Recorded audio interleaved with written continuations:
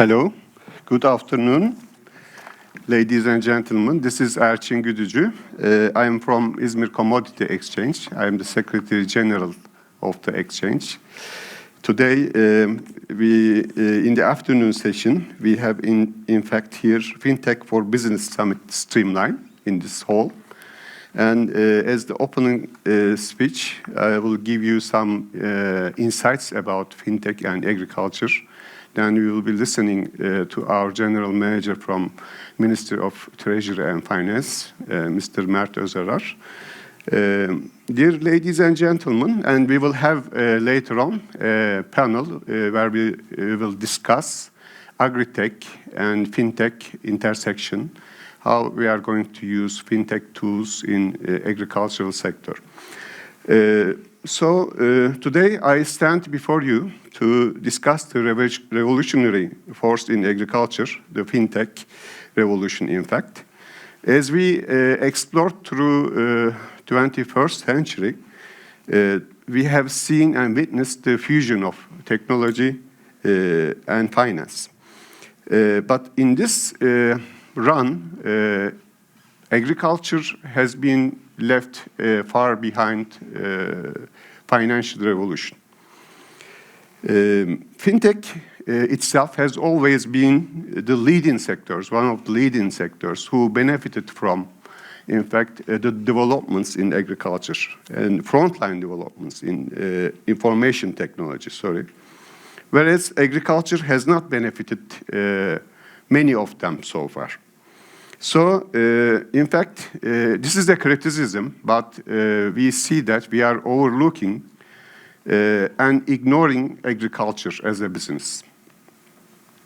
So, in fact, as we are going to explore by experience, farmers, we cannot leave farming or agriculture to farmers only.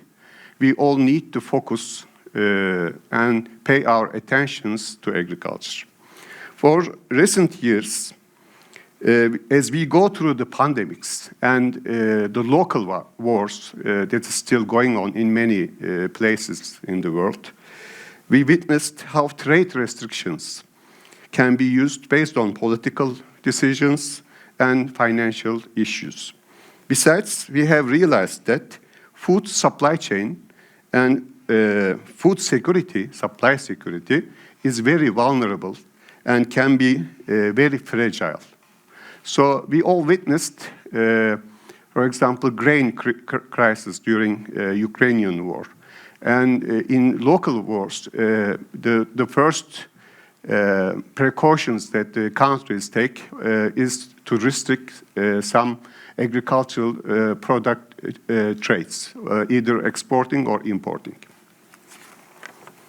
Now it is time to pay our attention back to agriculture, where in fact, basic and elementary economy has begun in the very beginning.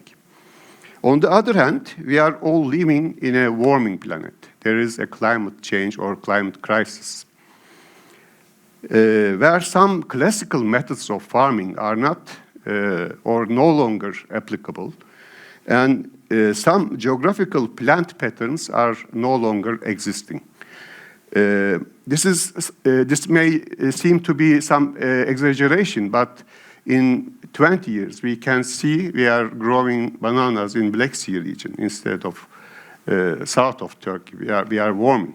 So we need to focus on agricultural production as well, not just the finance of it, but also agriculture itself. With the new technologies, with the experience we have got from other sectors.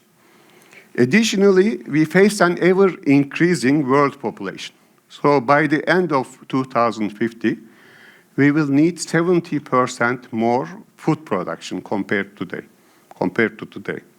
So we need to increase food supply, plus we need to ensure it is security.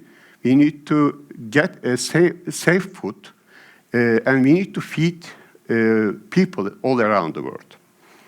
And we have now concerns on carbon emissions than we have a decade ago. We have all understood that natural resources are not endless and not boundless. And worst of all, we still have a huge amount of food is wasted before even consumed. From land to fork, we lose around 30% of food. In some fresh fruits and vegetables, it goes up to 25 to 40%. So there is a lot to do in both logistics and warehousing as well. But we have some bright side as well. Thanks to improvements in information technology in last decades, like cloud computing, sensors, drones, GPS, GSM, wireless networks, IoT communication, mobile applications, agriculture will be benefiting more from information technology. And by utilizing information technology, we are adding more transparency, efficiency, productivity, sustainability, and traceability. These are all needed for a good agricultural economy for farmers, for processors, exporters, and consumers. That is very promising and also is required to improve and progress our agricultural production.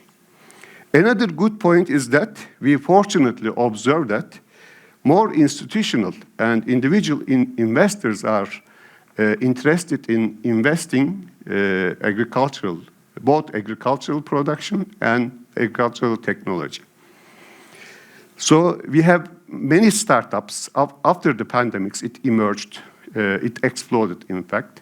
We have seen many startups, so they are progressing well. And we are also trying to build a technology center for them, to host them in Izmir. However, there is still a mismatch. At this point, we need to focus all together. We are seeing a gap and mismatch at this point. So the question on our side is now, how shall we bring the stakeholders, I mean the investors and agricultural stakeholders together in a common financial background where also official regulations are available from government side. And it should be acceptable for all parties. So investors should be also sure about what they are investing in. So we also need easing regulations, but common and concrete regulations. How shall we convert these agricultural assets into funds and collaterals? For example, we have crops in warehouses, or we are seeding crops in our lands and waiting for the harvest. We have various, mostly bilateral contracts among farmers, traders, food processors, and agricultural input providers. So these are, in fact, concrete agreements that can be turned into funding. These are all asset-backed contracts. We should utilize them. We should use our knowledge in fintech, in banking sector, or in government, or in defense sector, and we should utilize them for agriculture. Now, new era will be about food and agriculture, because it's a requirement, it's a need by everyone. By the way, fintech already introduces groundbreaking tools that empower farmers with access to subject-specific credits, funding, market information, and insurance products. Through the use of big data analytics and artificial intelligence, fintech enables farmers to make informed decisions. So what we complain about farmers mostly is they are taking decisions based on sayings, based on their grandparents, let's say, not based on data. So with the use of information technology, decisions are no longer based on sayings, but on real data as well. So there is an ancient and very concrete agricultural experience. We cannot ignore this, but we should also add digitalization and digital data behind these decisions. And we should support it by digital tools. By providing platforms for crowdfunding in investments, also Fintech connects the agriculture sector with a global network of investors. This is a promise. We can work on it. We will see more agricultural-specific digital banking platforms. Some of our Turkish banks also have specific applications for agriculture, for farmers. So we are also seeing multi-service platforms. They are providing farmers with both financial and non-financial services, creating an ecosystem of services for rural and agricultural clients. InsurTech is another point. We also need some good insurance facility for farmers. So it is always risky to give an insurance for an open land. So it's not a factory, it's not a building. It is subject to many risks, but we still need, and we have some insurance facilities. There is another good point in Turkey. We have a very good warehouse receipt system, which has been very successful in Turkey, and we will be talking about this in the panel. It will create strategic stock and credit facilities for farmers. It's in fact doing so right now. Intermediaries, industrialists, and government organizations. We have a very good and promising infrastructure for warehouse receipts. This is also a very concrete collateral for bank lending and trading. Fintech and agritech are not just tools or technologies, but also a catalyst for change. It holds the promise of future where agriculture is defined by not the uncertainties of nature, but the certainties of knowledge and innovation. Fintech solutions should be designed to streamline payments in agriculture, provide correct commodity pricing, and it should be transparent to all parties, and trading facilities. We need to convert contracts to funds, offer innovative insurance products, and create efficient marketplaces for both farmers, buyers, and investors. So this is all for the opening speech. I'm getting a warning over there. So thanks for your attendance and listening. We will talk more about in the panel. So I am giving stage to Mr. Mert Özarar. He is the General Manager of IT in the Ministry of Treasury and Finance. So I will see you in the panel. Thank you for listening.